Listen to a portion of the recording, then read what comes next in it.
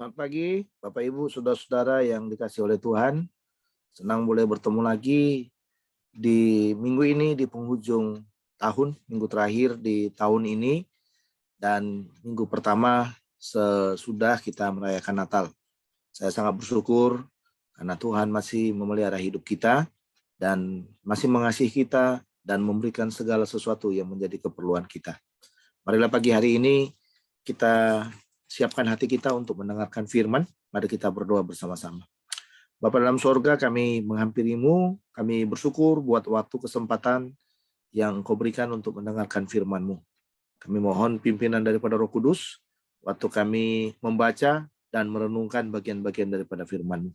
Tolong hamba yang menjelaskan dan saudara-saudara yang mendengarkan, supaya kami dipimpin dan diterangi oleh Roh Kudus, sehingga kebenaran dari firman termeterai dalam hati kami.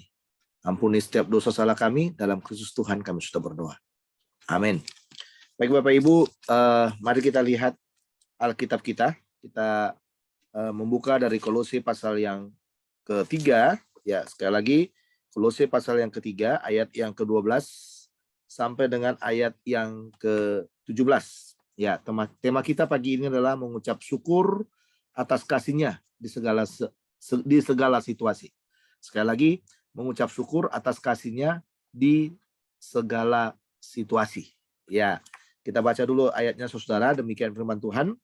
Karena itu sebagai orang-orang pilihan Allah yang dikuduskan dan dikasihinya, kenakanlah belas kasihan, kemurahan, kerendahan hati, kelemah lembutan, dan kesabaran. Sabarlah kamu seorang terhadap yang lain, dan ampunilah seorang akan yang lain apabila seorang menaruh dendam terhadap yang lain. Sama seperti Tuhan telah mengampuni kamu, kamu perbuat jugalah demikian. Dan di atas semuanya itu kenakanlah kasih sebagai pengikat yang mempersatukan dan menyempurnakan.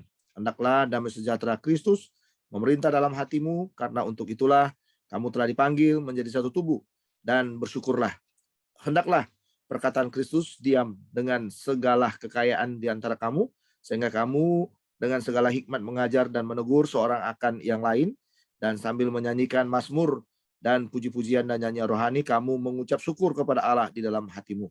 Dan segala sesuatu yang kamu lakukan, dan dengan perkataan atau perbuatan, lakukanlah semuanya itu dalam nama Tuhan Yesus, sambil mengucap syukur oleh Dia kepada Allah Bapa kita. Saudara-saudara, kalau kita bisa melihat ya tema yang dikatakan tadi, ya sesuai dengan Buku Almanak Kristen Indonesia, mengucap syukur atas kasih-Nya di segala situasi. Nah ini saudara, kalau kita lihat segala situasi, berarti itu baik atau buruk, kita harus belajar mengucap syukur. Nah, apa itu mengucap syukur? Mengucap syukur itu adalah suatu tindakan atau pengakuan, ucapan yang kita berikan kepada Tuhan untuk mengakui segala sesuatu yang Dia sudah perbuat dalam hidup kita. Baik itu mengenakan atau tidak mengenakan. Ya, jadi pujian yang kita berikan kepada Tuhan dan kata-kata yang kita ungkapkan kepada Tuhan, itulah syukur kita. Ya, itulah syukur kita. Jadi pada waktu mungkin kita sedang sakit, tidak berdaya dan tidak bisa berbuat apa-apa, lalu kita menerima keadaan itu. Dan kita berkata bahwa keadaan ini adalah bagian dari proses Tuhan untuk hidup kita. Lalu itu adalah syukur kita juga. Pada waktu tangan kita penuh dengan berkat, berlimpah dengan berkat, dan pada waktu kita memuji Dia, ya, pada waktu kita memuji Dia dengan tangan yang penuh dengan berkat itu juga adalah syukur kita. Pada waktu tangan kita tidak mendapatkan apa-apa, tidak ada hasil yang kita peroleh dalam pekerjaan kita mungkin. Pada waktu kita bisa memuji Tuhan di tengah-tengah keadaan itu juga adalah syukur kita. Jadi kita bisa melihat saudara, yang disebut dengan mengucap syukur itu adalah menerima kenyataan demi kenyataan dalam sebuah perjalanan hidup, lalu kita dimampukan untuk bisa memuji Tuhan di sana. Itu adalah sebuah syukur kita kepada Tuhan. Nah, Bapak Ibu saudara yang dikasih oleh Tuhan, kalau kita bisa melihat di dalam teks yang kita baca tadi, dalam Kolose pasal 3 ayat 12 sampai dengan 17, kita bisa melihat bagaimana struktur yang dikatakan dengan mengucap syukur tadi itu. Kita bisa melihat saudara, bahwa dasar dari mengucap syukur itu sebenarnya dijelaskan di dalam ayat 12 sampai dengan ayat 14 itu. Dasarnya adalah karena kita sudah mengenakan manusia baru. Jadi adanya manusia baru yang melekat di dalam diri kita yang sebenarnya bertentangan dengan ayat yang kelima. Coba lihat di sana ayat 5, karena itu matikanlah dalam dirimu segala sesuatu yang duniawi. Kita sudah mematikan segala sesuatu yang duniawi itu. Lalu dikatakan lagi dalam ayat 12, karena itu sebagai orang-orang pilihan Allah yang dikuduskan dan dikasihinya, kenakanlah. Jadi satu sisi kita mematikan manusia lama kita, lalu di sisi yang lain kita mengenakan manusia baru kita. Itulah yang sebenarnya memampukan kita untuk bisa menerima semua kenyataan demi kenyataan dalam hidup kita. Dan pada waktu kita bisa menerima semua kenyataan demi kenyataan itu, saudara, di sanalah kita dimampukan untuk bersyukur. Ya, bersyukur. Lihatlah, kita sudah mematikan yang namanya dalam ayat 5 dikatakan percabulan, kenajisan, hawa nafsu, nafsu jahat, dan juga keserakahan yang sama dengan penyembahan berhala. Ya, karena itu sudah mati, sekarang kita diminta untuk mengenakan yang dinamakan dalam ayat 12 itu. Kenakanlah belas kasihan, kemurahan, kerendahan hati, kelemah lembutan, dan kesabaran. Ya, jadi yang 11 sudah mati, itu sudah tidak lagi mempengaruhi hidup kita. Sekarang sebenarnya yang harus dominan, yang mempengaruhi hidup kita itu dikatakan oleh Paulus adalah belas kasihan, kemurahan, kerendahan hati, kelemah lembutan, dan kesabaran. Nah ini saudara, inilah yang dikatakan dasar kita untuk bisa menerima segala sesuatu dalam perjalanan hidup kita yang nanti mendorong kita untuk mampu bersyukur. Ya, bersyukur dalam segala sesuatu itu. Tapi kalau ini tidak kita kenakan dalam hidup kita, saudara, akan menjadi sulit bagi kita untuk apa? Untuk mengucap syukur. Karena bagaimana kita mungkin mengucap syukur kalau di dalam hidup kita ini nggak ada belas kasihan, tidak ada kemurahan, tidak ada kerendahan hati, tidak ada kelemah lembutan, dan juga tidak ada kesabaran. Ya, nah makanya saudara dilanjutkan lagi di dalam bagian itu bahwa dasar untuk bersyukur itu bukan hanya sekedar mengenakan manusia baru itu, tapi bagaimana kesabaran kita itu diuji. Nah ini dia, ini dasar kita juga untuk bersyukur ini ya. Ya, bersyukur dalam segala sesuatu itu saudara. Ya, dasarnya adalah kesabaran kita diuji. Sabarlah kamu seorang terhadap yang lain dan ampunilah seorang akan yang lain apabila ya yang seorang menaruh dendam terhadap yang lain. Sama seperti Tuhan telah mengampuni kamu, kamu perbuat jugalah demikian. Ya, dan di atas semuanya itu kenakanlah kasih sebagai pengikat yang mempersatukan dan menyempurnakan. Saudara-saudara, kita tidak bisa pungkiri bahwa kita selalu bertemu dengan orang-orang di sekitar kita. Baik mereka yang percaya sebagai tubuh Kristus ataupun sebagai orang-orang yang belum mengenal Kristus. Tapi apapun itu saudara, dalam situasi apapun kondisi yang ada, kita bersentuhan dengan mereka. Setiap hari kita bersentuhan dengan mereka. Berbagai macam karakter yang mereka tampilkan. Ya, kadang-kadang ada yang menampilkan kehidupan yang memang ya, seperti bos, ya, yang mengatur, ya seolah-olah mengatur. Ya, kadang-kadang mungkin ada yang menampilkan hal-hal yang menjengkelkan buat kita. Tapi saudara ternyata dikatakan kita harus menguji kesabaran kita. Sabarlah kamu katanya. Sabarlah kamu seorang terhadap yang lain. Nah, ini penting saudara. Ya, jadi dasar bersyukur itu sebenarnya kesabaran. Ya, kadang-kadang kita diperhadapkan dengan persoalan, aduh, gimana mau bersyukur ya? Orang ini jadi batu sandungan buat saya. Gimana mau bersyukur ya? Orang ini hidupnya tidak jadi berkat buat saya. Tapi ternyata dikatakan sabarlah dan ampunilah. Nah, pada waktu ada kesabaran itu, ya, dan kita dimampukan untuk mengampuni, saudara, di sanalah sebenarnya kita menerapkan dan memberikan yang namanya apa? Pujian kepada Tuhan. Jadi pada waktu kita mampu bersabar, pada waktu kita mampu mengampuni, sebenarnya kita harus memuji Tuhan. Dan pada waktu naik pujian itu adalah syukur kita kepada Tuhan. Pada waktu kita ditekan, diperlakukan seolah-olah mungkin nggak pantas menurut kita dia memperlakukan kita seperti itu. Ya, tetapi saudara pada waktu kita bisa menerima kenyataan demi kenyataan itu dalam hidup kita, itulah syukur kita kepada Tuhan. Tapi pada waktu ego kita lebih dominan, ya keinginan demi keinginan kita lebih dominan, dan mungkin kita tidak bisa saling menerima satu dengan yang lain, saudara-saudara akan menjadi sulit bagi kita untuk memuji Tuhan dan untuk menaikkan. Kalau sudah nggak bisa memuji Tuhan, saya sangat percaya, ya tidak ada syukur yang bisa kita naikkan kepada Tuhan. Jadi kesimpulannya sebenarnya sederhana. Ya, kalau kita mau mengucap syukur dalam segala sesuatu, ya, sebenarnya dasar dari bersyukur itu harus kita pegang. Ya, harus kita pegang dasarnya. Ya, dasar yang pertama tadi kita mengenakan manusia baru dalam hidup kita.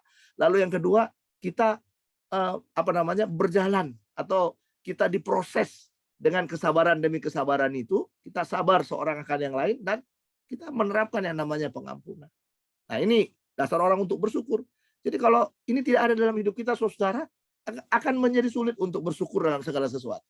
Ya, jadi sekali lagi, dasar dari bersyukur itu adalah kenakan manusia baru, sabar terhadap orang-orang di sekitar kita, dan yang ketiga belajar mengampuni. Ya, belajar mengampuni. Itu dasarnya. Sebelum kita melihat mengapa kita harus bersyukur, ya kan? Mengapa kita harus mengucap syukur dalam segala sesuatu tadi? Ya, mengapa kita harus mengucap syukur atau bagaimana bersyukur? Ya, bagaimana caranya kita bersyukur? Ya, ini saudara, ungkapan-ungkapan yang memang yang harus kita lihat. Jadi mengapa harus bersyukur? Jawabannya sederhana, saudara. Karena manusia baru melekat dalam diri kita. Ya, malah manusia baru itu melekat dalam diri kita. Karena apalagi yang kedua, mengapa kita harus mengucap syukur? Ya, bukan hanya sekedar manusia baru melekat dalam diri kita, karena Tuhan itu memberi roh kesabaran dalam hidup kita. Ada kesabaran yang Tuhan berikan kepada kita yang memampukan kita bagaimana hidup ya saling menerima satu dengan yang lain. Ya, bukan hanya Tuhan menaruh kesabaran, tapi Tuhan menaruh kebesaran hati dalam diri hidup kita. Kebesaran hati itu adalah dengan cara kita bisa mengampuni satu dengan yang lain. Nah, inilah yang dikatakan mengapa harus bersyukur. Ya, dalam segala sesuatu nanti itu, mengapa kita harus mengucap syukur? Itu tadi dasarnya. Nah, tapi lebih spesifiknya lagi, kita bisa melihat dalam teks kita mulai ayat 15 sampai dengan 17, ya, 15 sampai 17, bagaimana caranya mengucap syukur di dalam segala sesuatu itu. Jadi, bagaimana caranya supaya kita dimampukan mengucap syukur di dalam segala sesuatu itu. Nah, ternyata saudara, yang pertama dikatakan, ya cara yang pertama adalah kita harus ayat 15, hendaklah damai sejahtera Kristus memerintah dalam hatimu. Ini yang pertama, saudara. Jadi untuk bisa bersyukur, cara yang pertama adalah damai sejahtera Kristus harus memerintah dalam hati kita. Nah, lihat di sini, saudara. Hati itu seringkali menolak, kan? Hati itu seringkali menolak. Menolak keadaan, menolak situasi, menolak hal-hal yang mungkin tidak masuk akal dalam hidup kita. Hal-hal yang sangat pahit itu kadang-kadang ya susah untuk kita mengucap syukur. Ya, itu situasi demi situasi yang mungkin banyak situasi dalam hidup ini yang kadang-kadang hati kita nggak bisa terima. Tapi di sini dikatakan, di dalam firman ini dikatakan kepada kita, hendaklah damai sejahtera Kristus memerintah dalam hati. Jadi kalau damai, artinya begini, kalau damai sejahtera Kristus itu memerintah di dalam hati kita, tidak sulit, saudara, ya, tidak sulit untuk bisa bersyukur dalam segala sesuatu. Karena hati kita dikuasai damai sejahtera. Jadi nggak enak, ya damai sejahtera. Senang, ya damai sejahtera. Susah, ya damai sejahtera. Menangis, ya damai sejahtera. Ya, suka duka apapun dalam hidup ini. Kalau damai sejahtera Kristus memerintah dalam hidup kita, maka akan mudah bagi kita untuk apa? Bersyukur. Nah, makanya saudara, disinggung di dalam bagian itu yang kadang-kadang menyakitkan hati kita. Coba lihat di sana ayat 15, karena untuk itulah kamu dipanggil menjadi satu tubuh. Jadi manusia itu, saudara, kadang-kadang mengecewakan kita. Ada satu tubuh di sini. Ada orang-orang percaya yang mungkin akan melukai hati kita dan akan menunjukkan hal-hal yang tidak tidak menyenangkan buat hidup kita. Tapi ternyata dikatakan dalam bagian itu, ingat loh, damai sejahtera Kristus tadi itu sudah memerintah dalam hidup kita. Kita dipanggil menjadi satu tubuh, itu dasar-dasar logikanya. Maka disimpulkan dan bersyukurlah. Ya, saudara, ya, dan bersyukurlah katanya. Ya, nah kalau kita lihat dalam bagian ini, setelah damai sejahtera itu memerintah, bagaimanapun orang menyakiti kita, saudara, ya kita selalu berkata, oh ya, dia adalah bagian dari tubuh saya. Saya satu tubuh dengan dia. Saya harus bisa menerima kekurangan, kelebihan, dan hal-hal yang dilakukannya kepada saya.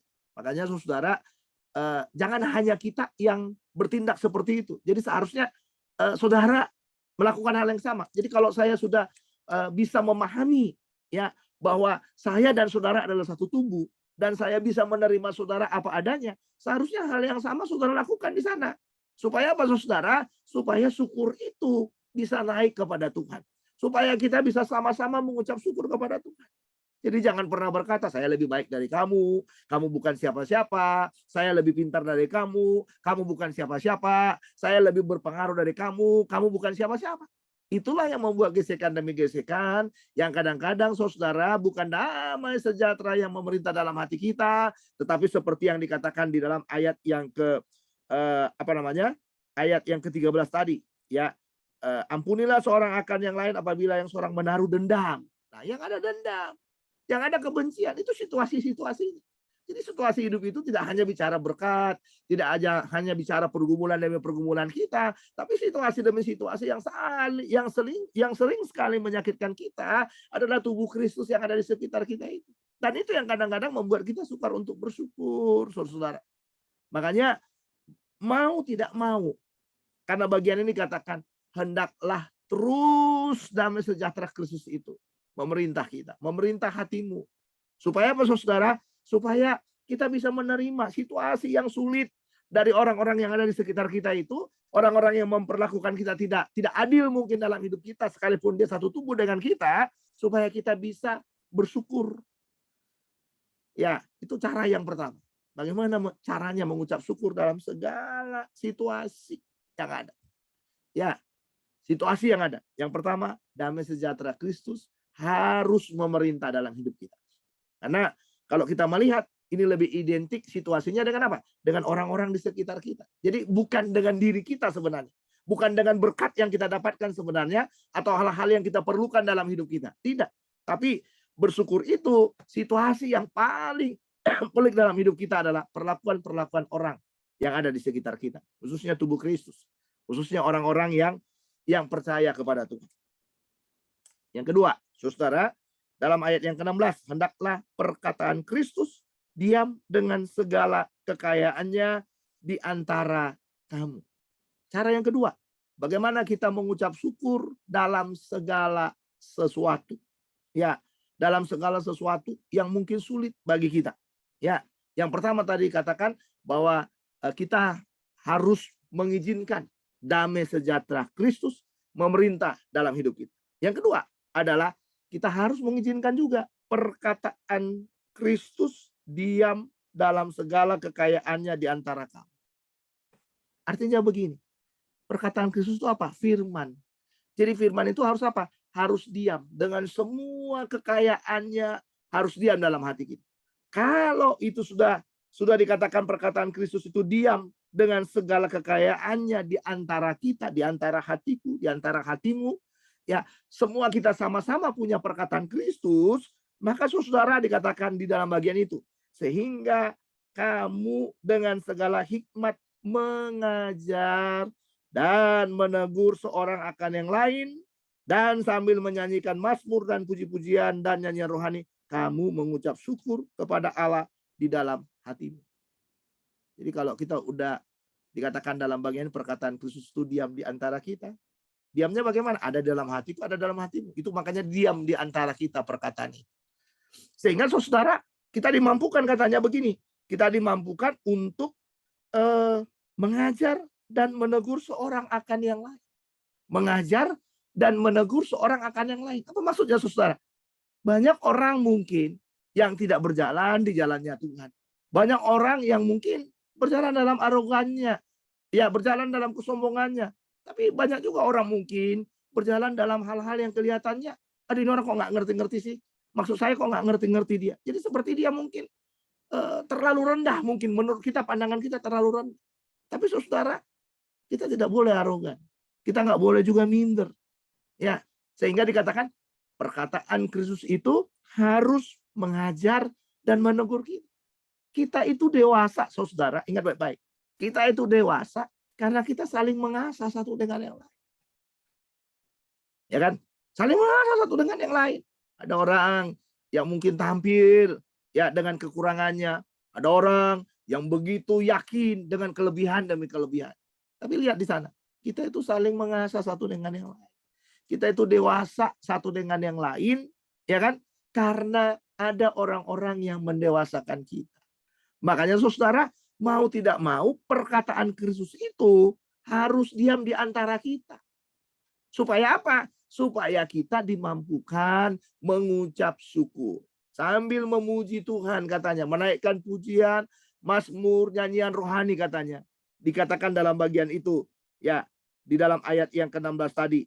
Ya, puji-pujian dan nyanyian rohani. Kamu mengucap syukur kepada Allah di dalam hatimu. Mengucap syukur. Terima kasih Tuhan. Karena melalui firman-Mu, dia sudah berubah.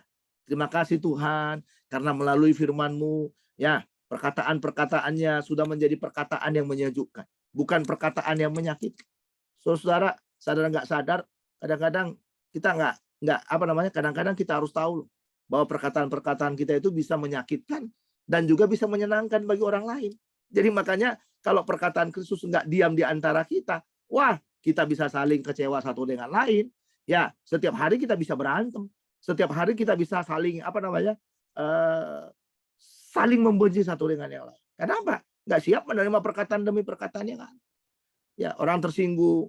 Kadang-kadang sikap kita mungkin, ya gestur tubuh kita aja kadang-kadang bisa menjengkelkan buat orang lain. Gestur tubuh kita bisa menjengkelkan buat orang lain.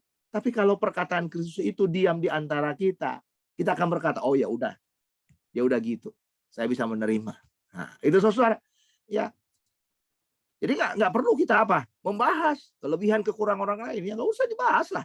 Ya, buat apa saudara membahas kelebihan dan kekurangan orang lain? Lebih bagus membahas perkataan Kristus yang ada, yang diam di antara kita itu. Sehingga kekurangan kelebihan orang lain itu tadi kita bisa menegur, mengajar. Kamu udah terlalu berlebihan loh. Firman Tuhan bilang begini. Ya, jadi jangan bilang, kamu berlebihan, begini, nggak cocok buat saya gitu. Nggak bisa, saudara. Harus perkataan Kristus yang mengasahnya. Karena kita sama-sama dalam hati kita punya perkataan Kristus, punya firman Tuhan semuanya. Saya punya firman Tuhan, saudara punya firman Tuhan. Ya, jadi karena kita semua sama-sama punya firman Tuhan, marilah kita saling dewasa satu dengan yang lain. Amin. Ya. Yang terakhir, bagaimana caranya mengucap syukur? Ya, dalam segala sesuatu. Yang pertama, izinkan damai sejahtera Kristus memerintah dalam hatimu. Izinkan damai sejahtera Kristus terus memerintah dalam hati kita. Lalu yang kedua, biarkan perkataan Kristus diam di antara kita. Jadi terus itu perkataan Kristus diam di antara kita. Jadi izinkan, biarkan. Ya, biarkan perkataan Kristus diam di antara kita. Lalu yang terakhir, dalam ayat 17. Dan segala sesuatu yang kamu lakukan dengan perkataan atau perbuatan, lakukanlah semuanya itu dalam nama Tuhan Yesus. Ya, sambil mengucap syukur oleh Dia kepada Allah.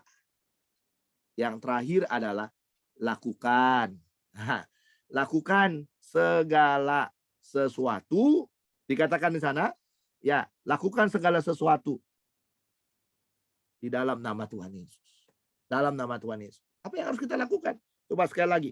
Dalam segala sesuatu yang kamu lakukan, dengan perkataan, perbuatan. Nah ini dia. Lakukan. Perkataan, perbuatan. Lakukan. Semuanya itu dalam nama Tuhan Yesus. Jadi kalau kita melayani, kita mengerjakan sesuatu, janganlah yang dikerjakan oleh tangan kanan, diketahui oleh tangan kiri. Itu istilah yang sangat ngetop ya, saudara ya. Ya.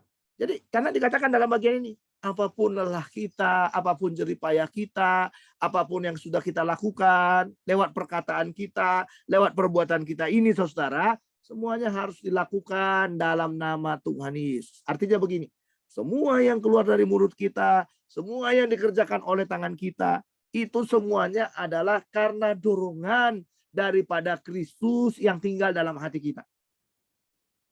Jadi kalau itu karena dorongan daripada Kristus yang tinggal dalam hati kita, saudara, itulah yang memampukan kita untuk mengucap syukur. Ya, kita mengerjakan sesuatu menurut kita baik, tapi menurut orang lain nggak baik, ya nggak apa-apa, mengucap syukur aja. Kita mau membuat satu perubahan mungkin, ini saya pengen seperti ini, lalu orang lain, terus gimana? Nggak bisa dong, gitu ya. Nah ini kadang-kadang orang kan selalu kayak gitu, saudara. Kalau kita mau berbuat yang baik, yang baik itu pasti banyak sekali dikritik orang, ya kan? Dikritik orang, ya nggak apa-apa. Ya asal saudara mengerjakannya atas dorongan dalam nama Yesus tadi. Ya, jadi kita mengerjakannya atas dorongan dalam nama Tuhan Yesus tadi. Wah, itu dia. Kita mampu bersyukur. Ya, jadi orang mau bilang apapun ya nggak apa-apa. Selama itu karena apa? Selama itu dari dorongan. Karena dorongan daripada Tuhan Yesus yang memerintah dalam hati kita tadi. Jadi nggak perlu kita jadi kecewa. Ya, aduh saya udah bikin ini orang ini nggak terima gitu. Ya nggak apa-apa, biarin aja dia nggak terima. Ya, biarin aja dia nggak terima. Karena apa, saudara? Karena kita mengerjakannya dalam nama Tuhan Yesus. Ya kecuali kalau saudara mengerjakan segala sesuatu itu karena keinginan dagingmu, karena kemauanmu, karena apa namanya, karena kehebatanmu, supaya engkau dipuji dan lain sebagainya. Nah itu salah itu. Tapi kalau kita mengerjakannya dalam nama Tuhan Yesus, ya nggak apa-apa. Ya, tapi kalau yang tadi itu yang saya katakan tadi, itu karena kemauan-kemauan kita, oh bakalan kecewa kita pada waktu dikritik orang. Tapi kalau kita mengerjakannya karena nama Tuhan Yesus, nggak akan ada di dalam hidup kita ini yang kecewa. Yang ada apa? Mengucap syukur. Terima kasih Tuhan. Dia sudah yang kau berikan menentang apa yang saya kerjakan dalam nama Tuhan Yesus. Mungkin perkataan kita juga. Perkataan-perkataan yang kita keluarkan, mengingatkan orang-orang di sekitar kita, mengingatkan tim kerja kita mungkin, mengingatkan orang-orang yang bersama dengan kita pelayanan. Kita ingatkan, lalu perkataan itu mungkin nggak dianggap sepele, dipandang sebelah mata, saudara. Ya nggak apa-apa juga, biarin aja. Kenapa? Karena kita mengerjakan dalam nama Tuhan Yesus, kita bersyukur. Orang yang menyepelekan itu berurusan dengan Tuhan. Kenapa? Semua yang kita lakukan dalam perkataan ini, dalam perbuatan ini, semua kita kerjakan dalam nama Tuhan Yesus. Jadi ya biarin aja. Mau diapain ya biarin aja. Nggak apa-apa. Ya kan? Karena banyak sekali orang itu, saudara, sangat mudah sekali mengkritik daripada apa? Mengerjakan sesuatu. Ya, kadang-kadang orang mau berbuat yang baik, kadang-kadang pasti dikritik habis-habisan. Ya nggak apa-apa. Yang penting kita mau membuat sebuah kemajuan. Ya nggak masalah, saudara. Ya harus belajar mengucap syukur. Harus bisa menerima kenyataan demi kenyataan yang ada di sana. Nah itulah situasi. Jadi ternyata situasi bersyukur itu ya lebih banyak kepada apa? Kepada gerakan orang, kepada perlakuan orang kepada kita atau perlakuan kita kepada orang lain. Nah, itu dia saudara. Nah, itulah semua dasar-dasar untuk bisa mengucap syukur. Pada waktu kita bisa menerima semua kenyataan demi kenyataan itu. Nah, di sanalah kita dimampukan untuk mengucap syukur. Saudara, kita harus mengucap syukur dalam segala sesuatu. Bagaimana caranya? Ada 3 cara tadi. Yang pertama adalah dikatakan dalam bagian itu, ya dalam ayat yang ke-15 tadi, izinkan damai sejahtera Kristus memerintah dalam hatimu. Yang kedua adalah biarkan perkataan Kristus, ya, biarkan perkataan Kristus tinggal di antara kita. Ya, jadi ayat yang ke-16 tadi ya, tinggal di antara kita, diam di antara kita. Ya, biarkan perkataan Kristus. Lalu lakukan segala sesuatu dalam nama Tuhan Yesus. Ya, jadi lakukan atau kerjakan segala sesuatu dalam nama Tuhan Yesus. Jadi jangan mengerjakan. Karena apa? Karena hanya sekedar keinginan kita, kemauan kita. Oh, akan bersentuhan dengan orang. Tapi kalau kita mengerjakan ya segala sesuatu dalam nama Tuhan Yesus, waktu bersentuhan dengan orang, Tuhan akan membela. Dan engkau akan diberikan kemampuan untuk bersyukur. Saudara, ya, mari belajar mengucap syukur. Belajar saling menerima satu dengan yang lain. Kelebihan dan kekurangan orang-orang di sekitar kita. Ya, anggaplah itu sebagai pembentukan buatmu dan buatku secara pribadi. Ya, anggaplah itu sebagai pembentukan proses Tuhan untuk kita bisa saling menerima dan mendewasakan satu dengan yang lainnya. Tuhan Yesus memberkati kita. Mari kita berdoa. Bapa dalam sorga, terima kasih buat firman-Mu. Meteraikan dalam hati kami. Biar Roh Kudus menolong kami untuk memahaminya. Supaya ucapan syukur kami ini menjadi ucapan syukur yang mempermuliakan nama-Mu. Terpujilah Kristus dan berkatilah juga bangsa dan negara kami. Berkati orang-orang di sekitar kami. Berkati jemaat-Mu. Berkati kami semuanya yang sudah mendengarkan firman ini. Dalam Kristus Tuhan kami sudah berdoa. Amin. Sampai di sini pemberitaan firman Tuhan. Ketemu lagi pada waktu-waktu yang akan datang. Saya senang saudara jemaat-jemaat Tuhan yang saya layani, ya saudara boleh sehat, kuat, dan diberkati oleh Tuhan.